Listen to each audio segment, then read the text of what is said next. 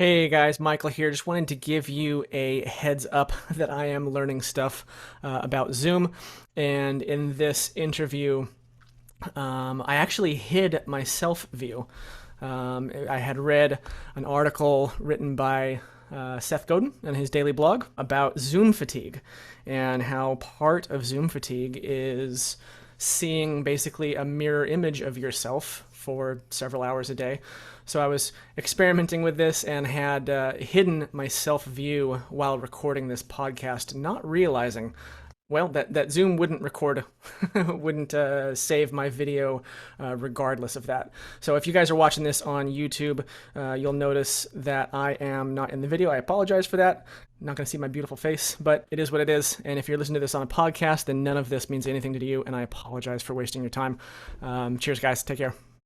All right. Hey, everyone. Thank you for joining us on this episode of the Remarkable Coach podcast. I am here today with Chuck Mollor. Chuck is founder and CEO of MCG Partners. He's also an executive coach, advisor, and author of the new best-selling book, The Rise of the Agile Leader. Can You Make the Shift? Chuck Mollor, welcome to the podcast. Thanks, Michael. A real pleasure to be here. Awesome. Thank you for joining us. So I appreciate you making the time for it. We were just chatting before I hit record, of course, about my soreness right now. I had a workout yesterday that was a tough one, and I'm feeling kind of sore today. And you mentioned, as kind of an aside, that you use kind of that kind of working out and recovery time metaphor in coaching. Can you just tell us a little bit about that? Sure. It's more about the workout and the impact of it than the recovery itself. But Mm-hmm. what I often talk to, whether it's a C-level executive or an upcoming leader in an organization that's a high potential or getting ready for that next step in their career, sometimes we forget that leadership development is really, it's a marathon, it's not a sprint. And very often I do use the exercise metaphor. And what I mean by that is, we sometimes live in a world, when you think about Amazon and technology today and social media, we live in this world where we really expect immediate results, immediate Mm-hmm. gratification. And developing yourself and your effectiveness as a leader, your knowledge, your skills, and often making some behavioral changes and modification and learning new skills and new techniques, new approaches takes time. We forget that. And I talk about people who are all pumped up at the beginning of the year. They're getting ready to join their gym. They start working out. And you reminded me when you talked about you're a little sore because you overdid it, because that's what happens, right? We start working out really hard. And if you haven't done it in a while, we've all been there. I don't care who you are. Let's all admit it. Let's all be honest with ourselves. You walk away and say, "Oh my God, I'm really sore. This is not feeling good. I feel awful, actually. Like, why is this good for me when I'm in so much pain?" And Mm-hmm. especially if you've not worked out for a while, that's what happens. But more importantly, everyone has this expectation, because if I eat right, well, maybe if I eat right, but if I work out really really hard at the gym and go crazy, I'm going to get these great results. And the reason why most people end up leaving the gym or stop exercising, because they're expecting unrealistic results in a time frame that doesn't work. And to Mm-hmm. build muscle, to get lean, to change your physical self, it actually takes months of a weekly commitment.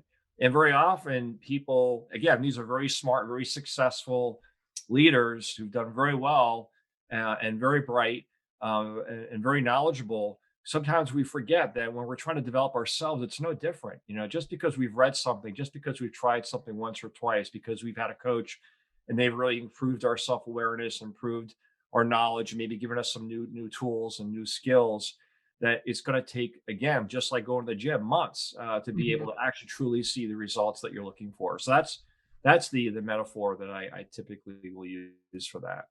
Yeah, I like that. And I know I can definitely sympathize with, I think probably at least twice in my life. I'm 41 years old right now. At least twice in my life, I've come out of New Year's Eve just real hot out of the gate with a new gym membership. Things are going to change. Yeah. And, sure enough, 3 weeks later, I've worked out twice and I was so sore, after the fact that I was just like, screw it, maybe next year. Well, and part of this is again going back to development and a very general theme here. And I do a lot. We actually do a lot of change management work in general as well. And some of this is about changing ourselves, right? And when we talk about development in a very general way, but Mhm. it's not just about changing ourselves; it's changing our daily routine. And again, I think the older we get, and I'm in my late 50s now, we just become set on a certain pattern. I don't care how much we embrace change versus some of us hate change completely, right? And everybody in between. So not all of us embrace change the same way, but I think everything that's for all of us that's very very consistent is that change is hard, and change Mhm. requires changing what we do on a day to day basis, and the Mhm. discipline that's required to do that, and then having the expectation of what I call incremental change versus Mhm. instant change. Those are very, very important concepts, including when you're thinking about development as a leader or development as a person, depending on what kind of development we're talking about here. So that's great. Let's circle back. I know we kind of skipped the introduction part of the podcast Sure, because we sure. we were chatting before I hit record. But tell us a little bit about yourself. Obviously, you're a leadership coach. Some of the work that you do includes change management. What is your main focus as a coach? Is it leadership specifically, or is there a niche within that? No, I appreciate the question because obviously there are all kinds of different coaches. So I'm a little unique in the sense that I come out of business. I came through the business ranks, if you want to call that, in management consulting predominantly. I did spend 7 years in corporate America. So I've been, in a working professional for over 35 years now. And in consulting, I was involved in a number of different practices, change management strategy, merger and acquisition work. And then I got into the leadership talent management space probably about 25 years or so ago. And I really stayed in that space. I really had a passion for it. And I ended up doing business development. I ran a practice. I did some um, sort of COO work. And I hit a point in my career where I was one of the successors to a CEO, and he basically said, "Chuck, you've ever had a 360 assessment before?" And I'm, of course, naively, I'm like, "Why are you asking me that question?" Well, it's pretty obvious why he's asking me that question because he wants me to get some feedback. And for those Mhm. of you not familiar with a 360 assessment, it's when your colleagues at work confidentially provide feedback through an online survey questionnaire, including adding some additional comments if they choose to. And the reason it's called 360 because it's your boss, your peers, your subordinates, and other key stakeholders who provide you this feedback. And then you're also assessing yourself. So you get to compare yourself and how you assess yourself to how others assess you by the different stakeholder groups. So I mean, I got some positive feedback, but I got some really, really tough feedback I wasn't prepared to receive. And it's funny, I look back now and hindsight's 2020, right, Michael? And this is like 1999, and for me, and here I'm thinking I'm pretty self-aware. And now I look back and said my lack of self-awareness was like the size of the Grand Canyon. I mean, I thought I was self-aware. I had no clue, right? I had no Mhm. idea how I was coming across to others. And when a 360 assessment is done the right way, it can be incredibly helpful. It can really get you to understand how you see yourself versus how others see you. And it's a snapshot in time, right? In that moment, people are assessing me in terms of how they see me, in this case, as a leader. And so I'm back to my boss. We went over it. And of course, I was so mature back then. I'm being tongue in cheek here. I was like, well, screw all these people because look at all my great results. And I was Mhm. kind of half kidding, and he knew it. And he said, "Look, Chuck." He laughed. He said, "Look, Chuck, you'll always be successful in your career. You're smart. You're hardworking. You get results. You know how to build businesses. You actually care about people. People like you. But the but is you understand the management part of your job. You don't understand the leadership part of your job, and you obviously need to be more self-aware." That was pretty obvious for my 360. So I went away and thought about it for a couple of days and came back and said, "Look, you're right."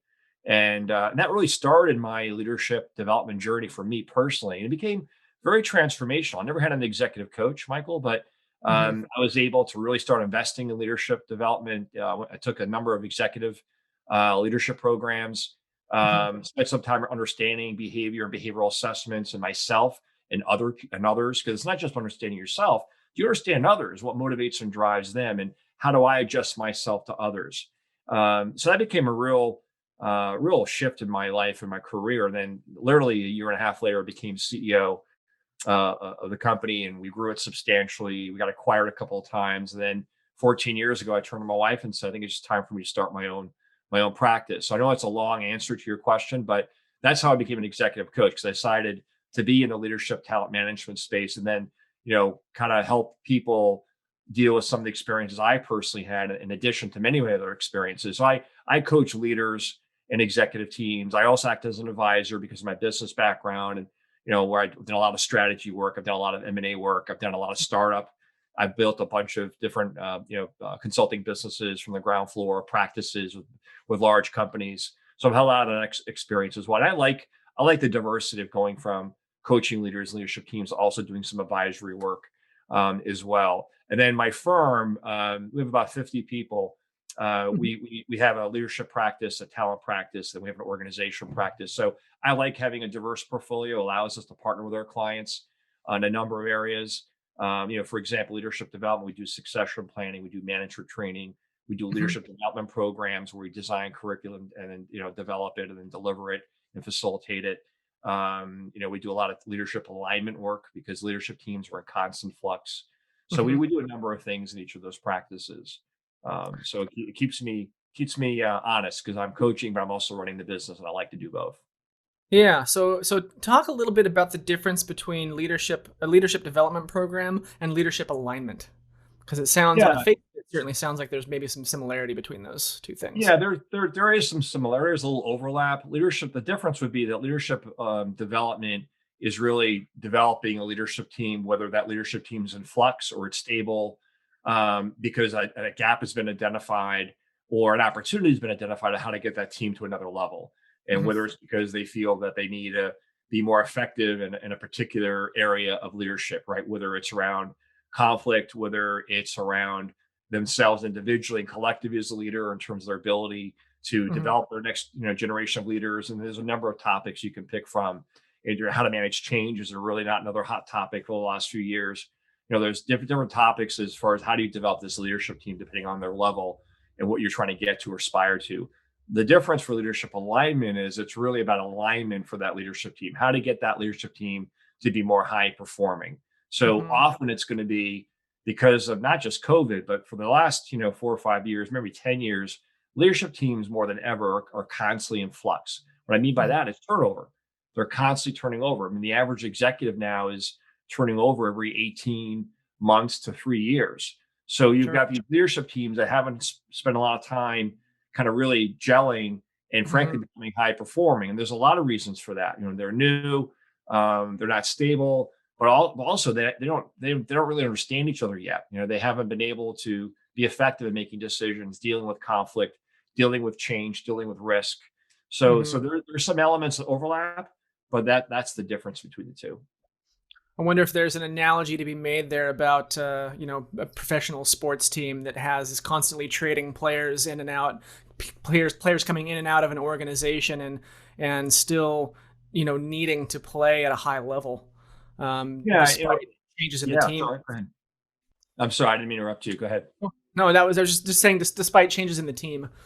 Yeah, no, I agree. That's a really great example of that, and what it really boils down to is how do you maintain and you hear this now coming out of the sports sector, which is culture, right? You talk Mhm. about a head coach or of a particular sports team, no matter what the team may be at any Mhm. level, about what's the culture and how does that coach set a tone or identify, and it really comes down to what are your values, how do you recognize reward, all the Mhm. things that really apply to corporate America as well as the sport. So culture is really the glue of really the foundation for that. So culture is really a driving force. We do a lot of work. If anything, I would say that culture and this whole issue of hybrid workforce, the future workforce right now, because we're getting out of COVID, those are two of the hottest topics I think right now at the C level and in corporate America right now. So, Chuck, you yourself were promoted to CEO. I think you said about a year and a half after your 360-degree kind of assessment.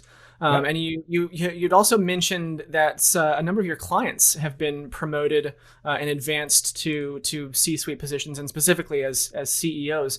What's your secret? What are you doing to help people achieve, that's the highest level of certainly success in a company. What's your secret sauce? Well, again, I love that question, and boy, I have to think about that for a second. I think it's being able to understand that person and their unique situation, because Mm-hmm. the same model, the same methodology, the same approach does not work. Because every person, every organization, going back to culture, industry, how big you are, you're public, you're private, your emerging growth. Where are you in your business cycle? Are you private equity or not in terms of funding and VC funding? I mean, you Mm-hmm. have to factor all those in, all those variables. What's going on in the organization? What's the health of the organization, health of the business, strategically, financially? There's so many variables. There's so many factors that go into it. If anything, I think my secret sauce is the fact that I really put myself in a position to really understand that when I'm working with an executive. It's not coaching, at least executive coaching in corporate America, which is what I predominantly do. Mm-hmm. You can't do that in a vacuum. It's got to be Sure. connected to what's going on in this organization. And then in addition to that, I do think it's getting that person to be truly open and transparent and realize there's got to be 100% transparent partnership between coach and leader to this to be able to work. Mm-hmm. Because there is just no one approach, and each leader has their own unique challenges, their own unique needs, their own unique development opportunities. But once they feel that you're truly vested in their success and there for their success, and what it really boils down to, because every leader is going to come away with a little bit different experience, Michael. I'm sure you've heard this, but it Sure. really does boil down to whatever you put into it, you're going to get out of it. So Mm-hmm. part of my job is getting a leader to truly understand that there's work involved here. It's not Mm-hmm. just us having conversations and helping create self-awareness through a number of different assessments. It's truly understanding, going back to what we talked about in the very beginning of our conversation, what are the changes he or Mm-hmm. she are willing to make day to day, and what is success going to be, and what's Mm-hmm. going to be different for them. And very often, it's what's the shift. So yes, the Mm-hmm. often it's an increase of self-awareness. That's foundational for leaders, for all of us. But then it's also knowledge, skills, technique, and then shift. What's going to change day to day? Where are you going to spend your time? Very often, when you're trying to advance yourself in your career, you need to spend your time differently. Again, it's a cliche, but what kind of got you to where you are now is not what's going to get you at the next level of your career.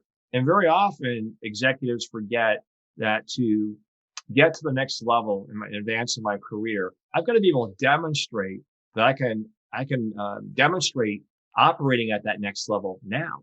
It's Mm-hmm. not like, hey, I'm ready. You like me, give me a chance. No, show that you can actually operate at that next level now. And Mm-hmm. very often leaders don't always necessarily factor that into the equation. Yeah, a couple takeaways there. One, the things that I like that you said. You get out of it what you put into it. I come from a tech background, and we used to say garbage in, garbage out. You Right, just you, right. you can't you can't turn shit into sugar. It's got to be, you got to put in the work. So I appreciate that. What do you think? Do you value 360-degree assessments in your work with your clients? I do, and I think though it all depends on how they've been used in the organization.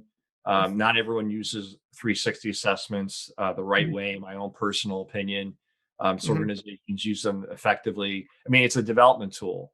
Some Mm-hmm. organizations use them as a performance management tool, and frankly, I think that's wrong. Mm-hmm. Some organizations also use them in a sort of a negative way, and it's sort of to sort of punish or somehow determine whether a person is going to be able to advance or able to even have their job. And I think some people have had that experience in 360 assessments. The other factor is, are people willing to truly be open and honest with their feedback? Again, if you're in a culture, and there are toxic cultures still out there in organizations where people are fearful of retribution, Yeah. and so often they're going to paint this really rosy, lovely, feedback, and everybody knows, wait a minute, that's not what we've been hearing. That doesn't make sense. It doesn't add up. So again, I think written 360s, especially, you have to really tread lightly and whether it's going to make sense or not in coaching. I Mm-hmm. tend to actually use verbal 360s in executive coaching versus Okay. written. And a verbal is really an interview where I'm interviewing people in a very confidential manner versus them having fill out an online survey. Interesting. Are you familiar with the Peter Principle? Mhm. How do you help your clients avoid being promoted to their level of incompetence? You know what I'm saying? Like, I mean, yeah, the Peter Principle is essentially that someone gets promoted to their level of incompetence. Um, yeah. So, I mean, what do you think about that? You know what? It's a fascinating topic, but we could talk a lot about that in itself. It really comes down to what does that organization value, Yep. right? And you've Okay. seen this, right? Let's say there's an organization, they value results, but they don't necessarily value people and how Uh-huh. people are treated. Uh-huh. And you can call that a toxic work environment. You can call that a command and control work environment. Like, I don't want input, just go do it and get results. If you don't get results, you're out of here.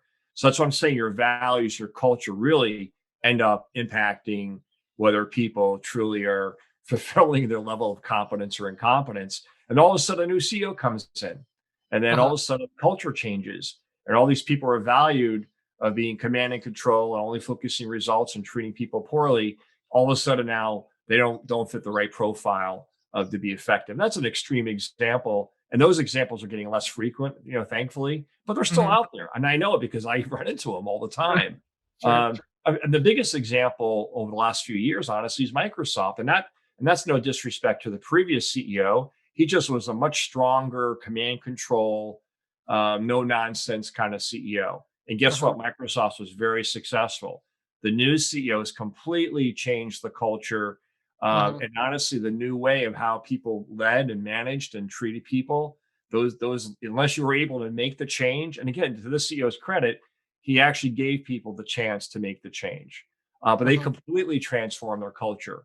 Now, their retention level is much higher. Their innovation, you could actually argue, is improved over the last several years. But that's an example of where a new CEO very, very, very pointedly decided, I'm going to change culture, and therefore I'm going to deal, maybe on some level with this Peter principle.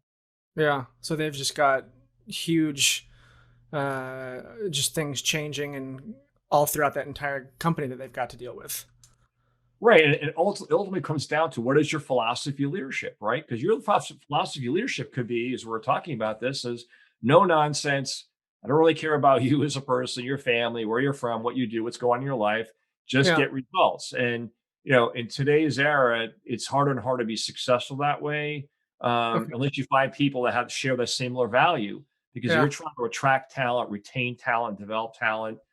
We all, it doesn't make a difference what generation you're in, but especially the younger generation definitely they want development, they want mentorship, they want leadership, they want opportunities to grow and learn, but they also want to work in an environment where they're valued, their opinions are valued, Yeah. right? So command and control, top down leadership, just that person's becoming a dinosaur. So there's definitely a movement in terms of organizations and cultures are changing. A lot of it's because of this whole notion of war for talent, even though it's not a new concept, but it's getting more competitive than ever, in terms of trying to attract and find talent. In order to be able to do that, you have to have a certain kind of work environment. Interesting. Are these the sorts of topics that you address in your book, or tell us a little bit about your book? Yeah. Okay.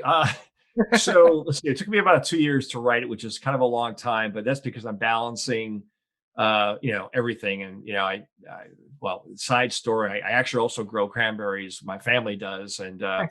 we're actually part of the Ocean Spray Cooperative. And that's a funny story because I grew up outside of New York City in an apartment. So agriculture for me was going to the grocery store and finding the produce section.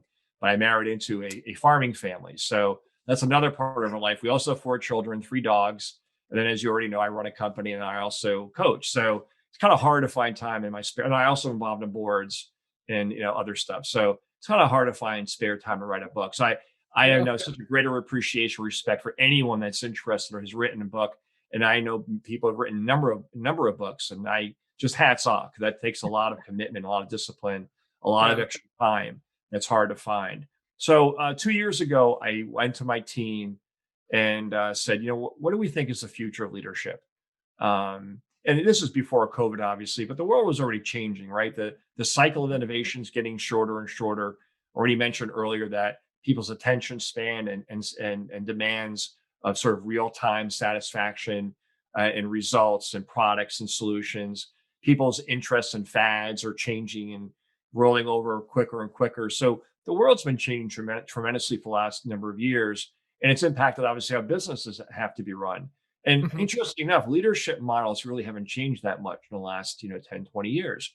So let's go. I said, let's go interview some CEOs. Let's go interview our clients. Let's do some research, and which we did. And that became the premise of the book. We created this new leadership model, which we call the agile leader. And it's not agile scrum methodology, being in high tech, you understand what that is, Yep. which has been around for over 20 years. It's Yep. agile, meaning the verb, even though the agile leader model we created does fit very nicely in agile transformation work environments as well. And the reason we came up with this leadership model because we wanted to provide a new picture of what are those skills, competencies, attributes that leaders need to develop to be successful in the world that we're living in. Then, of course, because the timing, COVID just, if anything, exemplified or even heightened the need to be more agile as a leader. The other part of the book was really to provide a sort of a blueprint for anyone that's interested in leadership or is in leadership to how do I get to the next level. So if you're an aspiring CEO, if you're aspiring just to get into leadership, if you're a mid-level leader in your career, I wanted to kind of give a roadway, a runway, but also some practical tools, strategies, and techniques to help that leader kind of get to that next level. So the book is really a combination of both. You think so? It sounds like it's balanced between strategy and tactics as well, both. Yeah, but it was really I really try to write it to be practical. A Uh huh. lot of books today, very conceptual, very theoretical. I Yeah. really wanted to give people something they could do something with, right? And the old adage, if you can just find a couple of things that you can take out of something that you read and apply it to you, that's a success story. And Yep. thankfully, I don't remember the exact number, but 20 testimonials from business leaders in a variety of industries and different types of leaders Hmm. that supported the book. And then the book has been very well received in the open marketplace on Amazon and Barnes and Noble, Walmart, even I think TJX picked it up. So yeah, so it's been well received, and I think people are getting a lot out of it. Which I mean, that's why I wrote it. I wanted to really help someone that was interested or even struggling as a leader to say, what can I read that's going to help me get to That's that next level of success and effectiveness. Yeah. That's great. That's great. What what kind of struggles do you face as a coach at your level? Because you're a pretty successful guy. You've been in the business for a couple years. What kind of struggles are you facing right now as a coach? No one ever asked that coach. No one asked the coach that question. That's a first for me, and I appreciate that because guess what? We're no different. We have our struggles as well. I think the challenge for any coach, especially if you've been coaching for a long time, is to stay present with your client. Not to jump to any conclusion, not to skip corners, and not to get too laissez faire, a little bit too lazy, and kind of take things for granted. And I think that's an important thing. I think the other thing as a coach that I know I struggle with is when you're dealing with leaders that have resistance. They're just resisting. Yeah, they're it could be because, and this is speculation, it could be a number of things. It could be insecurity. It could be they're struggling with their own self-confidence, or they Hmm. just never were interested in coaching to begin with, and it was kind of forced upon them by their company or by their boss. Hmm. Or they're just very distracted what's going on in their life right now, or they have good intention, but they just not they're struggling with changing their routine. Going back to what I said earlier, what are you going to change? What's going to be different to be able to be more effective in this? To create time for self-development, right? I mean, one of the things I talk to leaders all the time about, where are you going to create time for self-development, self-reflection? Hmm. And that's changing your routine. That's changing your schedule. And a lot of people, not just leaders, we all struggle with that. Everyone's running so hard, and often it's because we're operating at the wrong level. For leaders, very specifically, they're so involved in the day to day. Sometimes they're so much involved in the trenches that they don't have Hmm. time for themselves. They don't have time for self-development, self-reflection. They don't have time to think. They don't have time to be strategic. And that's a critical thing that a leader needs to do. So for me, I struggle with trying to figure out how do I get through to this person? Or how do I not even get through? Because sometimes am I getting through to them? Sometimes it's about how do I be patient enough, but also try different approaches to get them to make that change, to change how they spend their time so they can be less resistant. And sometimes it's being patient. I've had some clients where it's taking me 3 to 4 or 5 months to get Yeah. them to stop resisting and realize this is for them their own benefit. And that's where I struggle. What does a typical engagement look like for you in terms of length? Usually it starts at 6 months at minimum.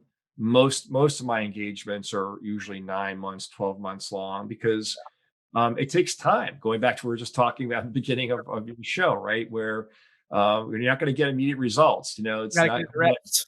1 or 2 workouts, and all of a sudden you're not going to be, buff. Yeah. So, this work, it's a process, right? It takes commitment, it takes work. Hmm. Um, so yeah, and then a lot of my clients will do a retainer for another, year to do a check-in. And I offer all my clients, if they need to pick up the phone or they need 5 minutes, shoot me a message and we'll do a phone call or do a video chat. So, I have some clients will do that on occasion as well. So going back to your struggles, I know everyone loves to hear that sentence.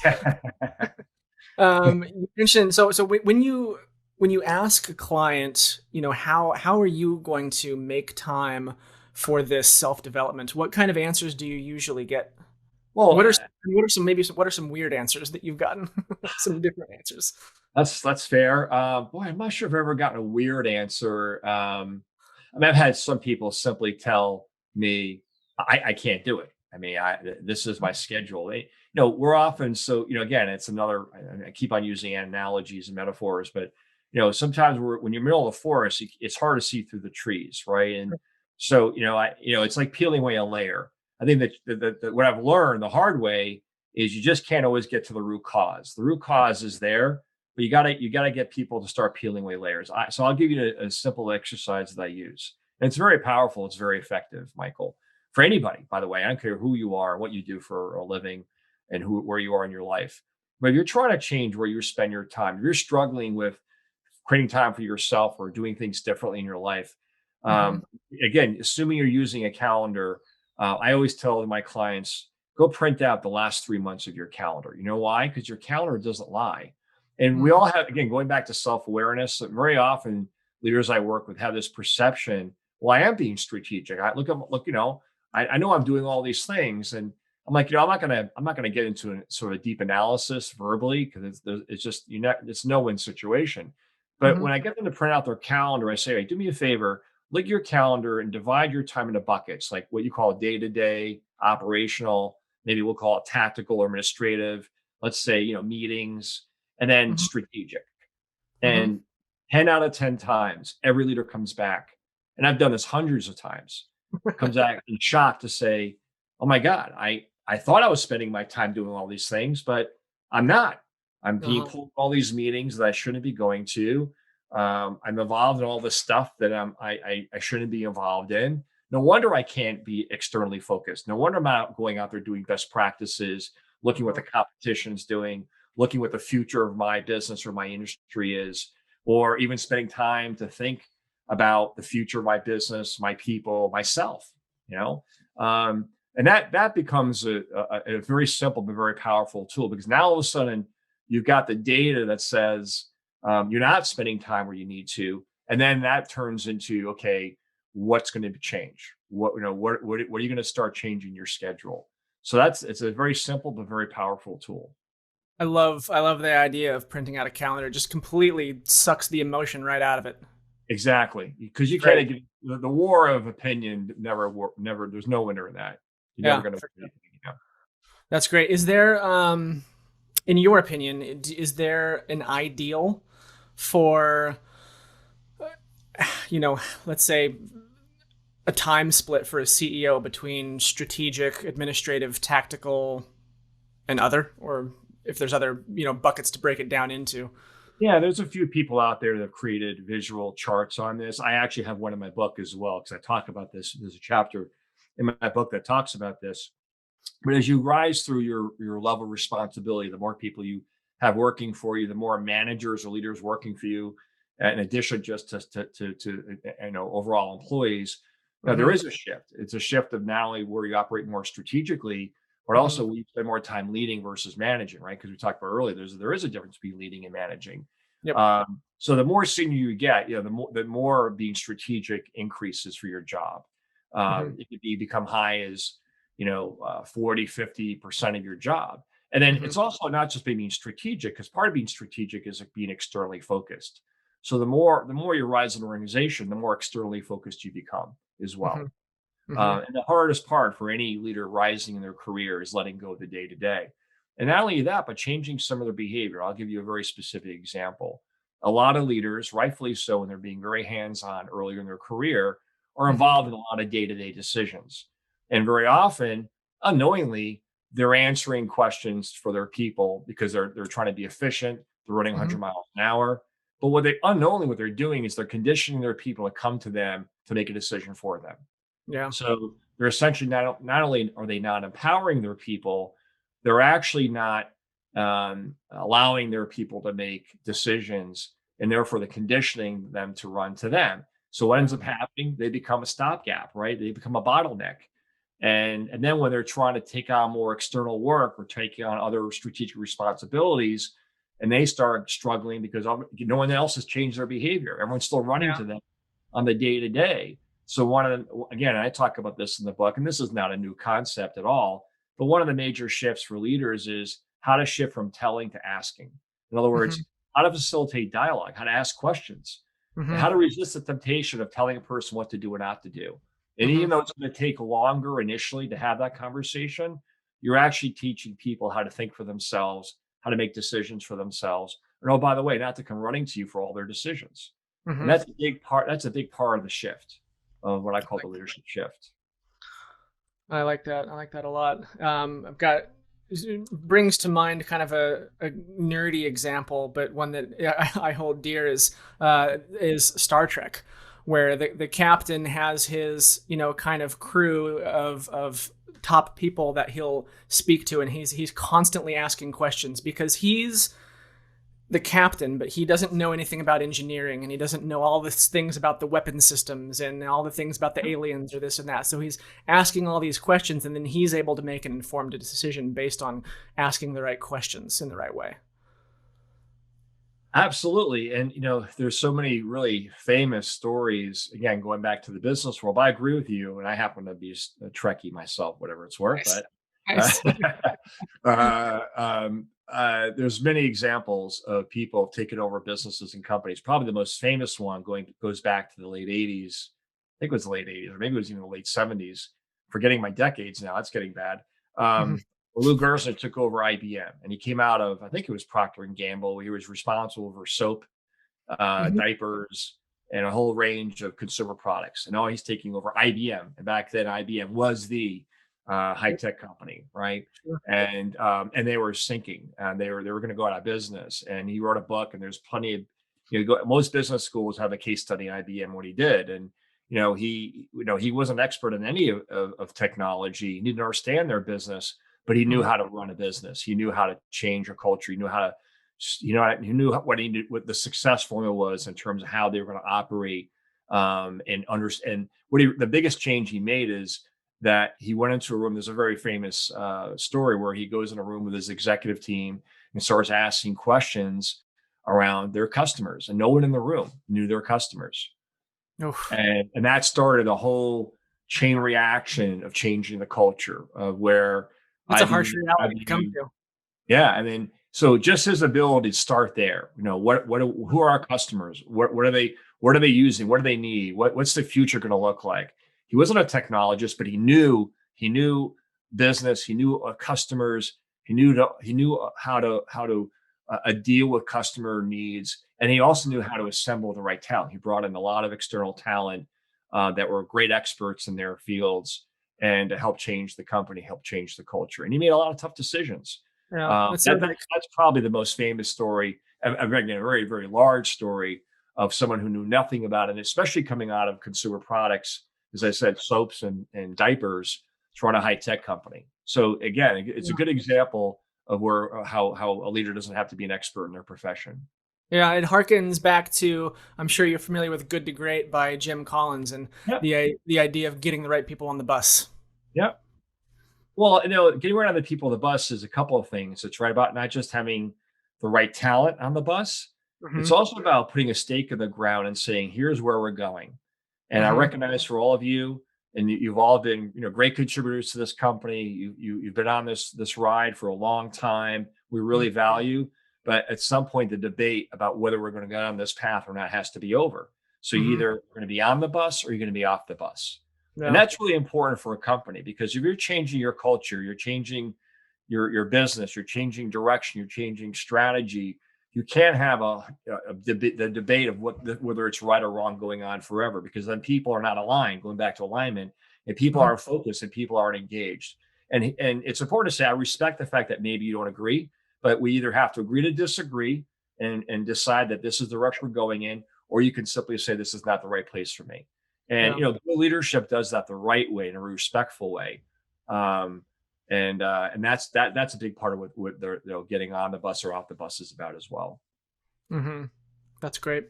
So you've also worked with some executive teams on improving things like company culture, and the culture is the health and the strength. Do you see a correlation, or better yet, causation between, let's call it, quality of culture and revenue? Just the bottom line. Yeah, absolutely. If you're familiar with a concept called employee engagement, it's not new. It's been around for over 20 years. Essentially, is measuring the level of engagement of your employees, right? Are they happy to be there? Are they motivated to do their work? Do they understand their contribution to the overall big picture, the strategy of the company? Do they believe in leadership? Do they feel they're properly recognized and rewarded? Do they feel this is an environment that's respectful, inclusive, and diverse? When you think about all the things that are important to employees today, that's essentially measuring your engagement of your employees, therefore employee engagement. And if you look at the studies, you can Google the ROI or the impact of employee engagement, but there's a huge correlation that the higher your employee engagement scores as a company are, the stronger your financial performance is. And employee engagement is a reflection of your culture, right? As we've been talking about earlier. And again, your culture essentially is what do you what how do you describe your values and what's important to you as an organization? And then as an organization, are you hiring based on those values? Are you rewarding and recognizing people on those values? Are you advancing, promoting people on those values? That becomes the key foundation. So the disconnect for cultures in most organizations is when their tools and their processes and systems don't support their values. What I mean Mhm. by that is, a lot of companies have value. Almost every company has a value statement, but Sure. a lot of these companies, their value statements are collecting dust, sitting in a cafeteria, or in a conference room, not just because of COVID, because they've been stated, but they're not living, right? Uh-huh. To truly have a healthy culture and therefore an engaged workforce, therefore strong financial performance. To your Hmm. question, you have to have a living culture. And living culture is making sure that your performance management, your recognition, your reward, and your development systems and tools and processes all support your values. Yeah, So that's great. that's really critical. Do you help your clients with things like values statements, Yeah, mission statements, that sort of thing? absolutely. Question for you. I read somewhere, can't remember where, Okay. um, that having using verbs in things like value statements and mission statements can make an impact in the in how those statements are actually used versus gathering dust. Do you have any thoughts on that? Yeah, I haven't really read that. I don't necessarily have a reaction to that. What I will say is this, and maybe verbiage, and well, definitely how you write your values is critical. So maybe the verbiage of that or having the verbs in there is probably a factor. What I would say is the key is are the values that you've written, are they observable? Hmm. Can you observe a behavior that reflects that value? That's the Hmm. critical factor there. Because you've Hmm. got values that don't translate into behaviors that you can't observe in a person, Sure. then the values are not effective. So the Sure. key piece is that your values translate into very specific, observable uh, behaviors. Then that can be then used, as I said earlier, to help develop people, to help advance people, to hire people, provide feedback in their developments, and hold people Hmm. accountable. Hmm. Holding accountable is not a bad word. I know right now maybe it is sometimes, but so a perfect example is where cultures are breaking apart and going back, and the employee engagement scores aren't very high, and there's a correlation to that for obvious reasons. Is Hmm. where you've got high performers, no matter whether it's in engineering, high technology, sales, marketing, finance doesn't really make a difference what your profession is, Hmm. where they're considered a top performer, they get great results. They're an expert in their field, one of the few in the world, but they're actually terrible in the culture, meaning their behaviors don't reflect the values of the organization.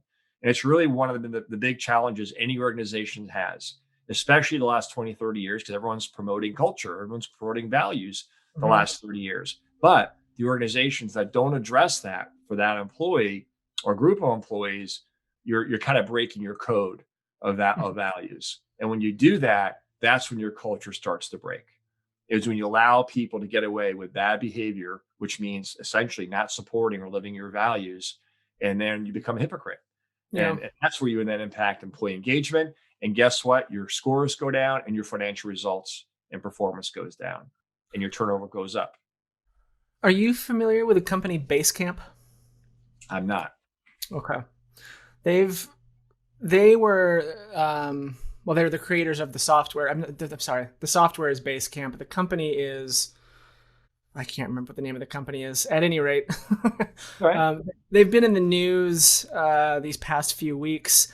They had um, they had employees who were, apparently there was a document found, an internal document found, that was a list of let's say non-European names that, quote, sounded funny.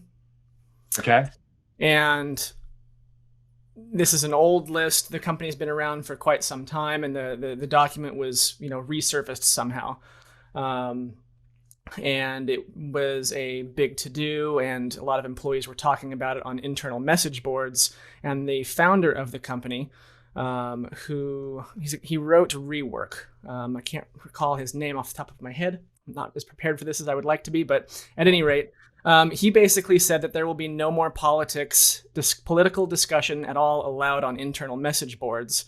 And there was an exodus. I don't know if I would Yes. say mass Yeah. exodus, but a lot of people left the company Yeah. because of that. 37 No, signals, I believe. remember. Yeah, I remember reading about this. I don't think I remember who the company was, but it Yeah. became well known because the debate was, should you allow your employees to express their views and opinions that are outside of work, that are whether it's political or whether it's social, right? I mean, there are discussions or observations, for example, employees at big companies like Google or LinkedIn or other big companies where there's a lot of activism going on in the employee populations because Yep. that's their personal views. And it's becoming a really, this is a whole new element that corporate America has not faced before. There's always Sure. been some level of activism, but there's always been sort of like a separation of sort of religion and state, right? Yes, work is work, but your personal views, your political views, your social views, that's outside of work, and that's we're not gonna that's separate, right? We're gonna separate that. Well, and Um, I also yeah, wonder if on some level activism hasn't almost been anti-corporate. Certainly in the yeah. '60s. Well, Um, the activism was against corporations. Now the activism is in addition. I don't have actually nothing against your company, unless maybe I don't feel you're supporting my social views. That's where some of the activism's coming from, right? If they feel a right. company is taking a stance on their social views, that in Yeah. itself has all kinds of implications, right? Pros Yeah. and cons, I think. But now it's this whole notion, you should allow me to express my views, whether you as a company agree with them or not. Right. The CEO is simple. I think the intent of the CEO, and this is somewhat speculation, of course, was he was trying to say, you know what, I want there to be impartialness in my corporate culture. So therefore, I don't want to bring in people's political views that frankly may offend or people may disagree with, no matter what side of the argument you're on. I And I can think tell that you. blew up in that person's face. I can, I, yeah, I can tell you what he said. He yeah, submitted a press release, an email press release yeah, that essentially said, "We make software. We're yeah. not a social change company. We're not trying to make the world a better place. This isn't that kind of company. We make software. Full stop." This is a whole new, I think, element that I think companies are going to be dealing with moving forward. And it kind of reminds me of like 20 years ago, what was happening in corporate America. If you remember this, was this whole movement of, hey, as a company, are you committed to your community? Right? Do you Hmm. have some kind of message around how you support your local, or how you want to define community? And it Hmm. became so important for the new generation of employees that companies literally were forced to say, yes, we're going to take a stance on how we support our community. I think what's happening right now is, especially with the whole focus around diversity and inclusion, because Hmm. we do some of that work as a company ourselves. We have a practice that's diversity, equity, inclusion, DEI work, um, where there's been obviously a huge surge of interest in corporate America over the last 8 months to say, hey, are we diverse and inclusive enough as a company? And by Hmm. I think what's happening now is that the new generation of employees have that same expectation from 20 years ago. It's no longer a debate whether or not you have a commitment or philosophy or strategy towards that. It's like, if you don't, I'm not sure I want to work for you. So I think that we're seeing that trend right now. So that's why DEI work is not going to go away for quite some time, Yeah. especially in the mid market, because big companies have had chief diversity officers for quite some time. I think the mid market is where you're going to see real lots of change, because these mid companies have not done much over the last 20 years. I Hmm. think this activism element is a whole nother element, which I think companies are going to struggle with, because there are some companies that have no problem having, if you want to call it, a social view, but when you start getting into politics, that's a whole nother element. So I think it's going to be interesting, because it's your point. This CEO got a lot of backlash. He did Hmm. not get a lot of favorable press. I can't. I don't understand what he was trying to do. What his intent? I always talk about intent versus impact. Hmm. You may always have the best intentions of the world, but what's the impact of what we do, what we say, our decisions? So I'm not Hmm. sure he necessarily thought that through completely. Um, but it's going to be an interesting sort of philosophical, if you want to call it, dilemma or challenge we're going to have, I think, in corporate America about, the freedoms of our employees to be able to express their views, including activism that's outside of work that could be political. And I don't know where that's going to go, honestly. I really don't. Yeah. I wonder. I just, yeah, it's an interesting conversation. I'm fascinated as all hell by it because there's just it's just so, man. There's just so much room to injure yourself in that conversation, and with that kind of conversation going on in a big company, you on some level. And I do think there was a contingent of people that respected that CEO's decision because he stood firm on it and he said, this is the direction we're going, this is the way I'm steering the ship, we're not political, we're on the same team, we're software makers. If everybody's coming in from 10 different angles with 10 different political opinions, there's a lot of room, I think, for just not getting along and not getting your job done, potentially. Yeah, I agree. So there's a lot of elements to that. I would say, look, I agree with the fact, if you're making a state more software company, but if you're familiar with the concept of creating a safe work environment, Hmm. have you heard about that? So Yeah. essentially, and there's I can't remember the person who actually started that whole discussion around creating a safe work environment.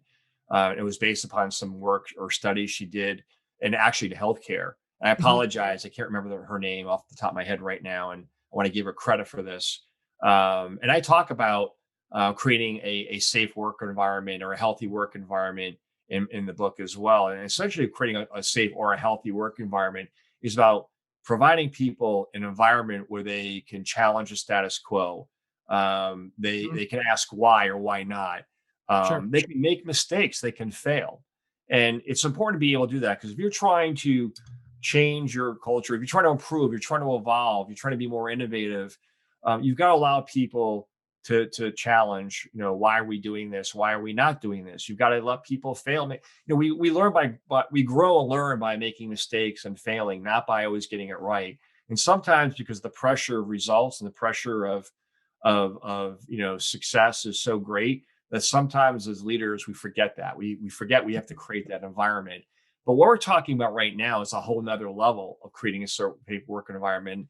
And again, I addressed this in the book, and I actually just wrote an article about this recently, which is, can we actually engage in healthy conflict? Because I think what's happened, because of our politics in this country over the last, 2 years, or you can go back maybe 5 years, the last 5 years. Um, but I think the politics of this country has become so polarized, where people feel very strongly on several different fronts, where we Hmm. stopped listening to each other. We stopped Hmm. being respectful. We're not willing to say, well, I may not agree with actually most what you have to say, maybe not all of it, but I appreciate the fact that you feel strongly about this. Let's talk about it. And I think this is carried over to corporate America, where we're afraid to debate. We're afraid to have conflict. We're afraid to disagree. A healthy disagreement is healthy. It's important. Bless you. Right? We need to be able to debate. We need to be able to, you know, respectfully discuss differences of views, including politics.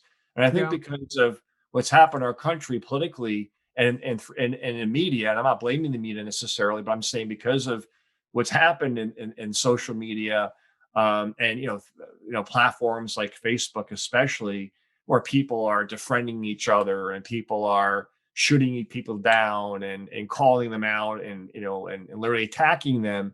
We're losing a really important element of not only being successful in corporate America, but in society, which is, how do we engage in a healthy conflict, and do that in a way where we can be receptive to people's views and opinions. And I think corporate America can play a role in this as well. Yeah, I think however we got here is just this once in 10 lifetimes perfect confluence of circumstance, but it is like it's almost as though these, what once was an opinion about something, right? Everybody has their own politics, has become identity. And so when someone disagrees with you, it feels as though it's an attack on your personal self. I think it's the very first statement. I think a lot of people have personalized and internalized their political views, Yeah. and they're so passionate of it. And all I think I ask myself and any of us to say is, passionate in as much you may identify with that. Are you taking the time to listen and to learn the other spectrums that are out there? And Hmm. I think it's our responsibility as people and society, especially to help the next generation and the world around us and our communities and our families, to be receptive to learn another person's view on why. It's not just because I have this strong opinion. I understand that and I respect that. But have you taken the time to learn the other views and Hmm. understand why? And Hmm. if you've done that and you still disagree, then of course I completely understand that. It's a fact that people are willing even to learn the viewpoint or the perspectives of others and why. Hmm. They're just kind of holding on to a view.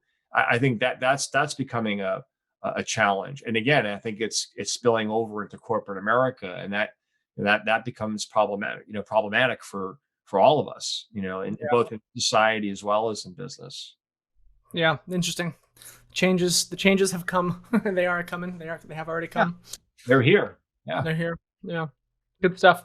Well, Chuck, I want to be respectful of your time. We're coming up here on the hour. I want to thank you so much for being with us. Where can our listeners and viewers connect with you online?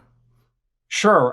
They can obviously find me through. I have two websites. One's the company website, which is mcgpartners.com, and then my own website, which is Chuck Mollor, and that's mollor.com.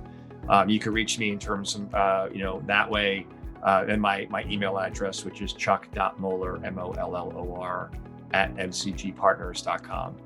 Awesome. Chuck Mollor, author of The Rise of the Agile Leader, Can You Make the Shift? Available on Amazon. Thank you so much for joining us on the Remarkable Coach podcast. Thank you, Michael. It's been a pleasure. We really covered a range of topics here today. So thank you for that. Hope you didn't mind the tangents. Not at all. Cheers. All right. Be good.